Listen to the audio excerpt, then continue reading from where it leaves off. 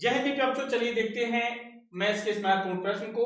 प्राकृत संख्या n के लिए n क्यूब माइनस n सदैव किस बड़ी से बड़ी संख्या से विभक्त होगा। तो यहाँ पर आपके सामने चार ऑप्शन दिए हैं। पहला है 3, दूसरा है 6, तीसरा कहता है 12, चौथा कहता है 18। तो यहाँ पर आपको क्या लगता है, आपकी राय में इसका सही जवाब क्या होगा? अगर आप मेरी राय लेंगे तो मैं तो सीधा बता दूंगा इसका ऑप्शन बी सही होगा। अब आप पूछेंगे सर जी वो कैसे? यहाँ पर ध्यान दीजिएगा, कह रहे हैं कि प्राकृत संख्या n के लिए, प्राकृत संख्या n, प्राकृत संख्या सबसे पहले यहां पर ध्यान देना है। प्राकृत संख्या की अगर हम बात करेंगे, प्राकृत संख्या की शुरुआत कहां से होगी? 1 से। 1 2 3 4 5 6 7 8 9 डॉट डॉट डॉट, ठीक ना। अब यहां पर ध्यान दीजिएगा, n का मान हम क्या क्या रख सकते हैं। सबसे पहले आपको ये ध्यान देना है, अब अगर आप n की जगह 1 रख देते हैं तो यहां पर आपका क्या हो जाएगा? n इक्वल, अगर आप प्राकृत संख्या 1 लेते हैं तो यहां पर आपका हो जाएगा 1 का क्यूब, ठीक है, 1 का क्यूब माइनस में 1, ठीक है।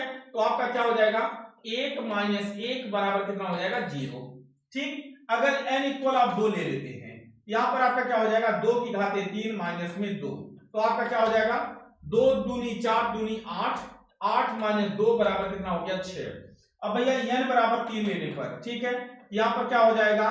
तो 2 की घाते 3, ठीक सॉरी 3, यहां पर n बराबर 3 ले रहे हैं तो आपका जो है 3 की घाते 3 और माइनस में 3, तो यहां पर 3 3 9 3 27, 27 माइनस 3 बराबर कितना हो गया? 24 हो गया।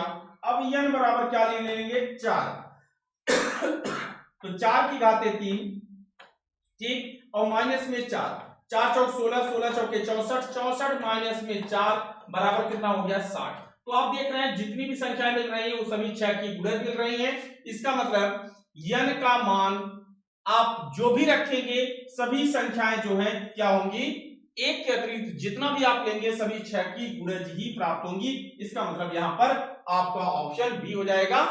आप कहेंगे सर जी कि सदैव किस बड़ी संख्या से विभक्त होगा, तो मेरे बच्चों यहां पर आपको ध्यान देना है कि यहां पर आपका हो जाएगा ऑप्शन बी।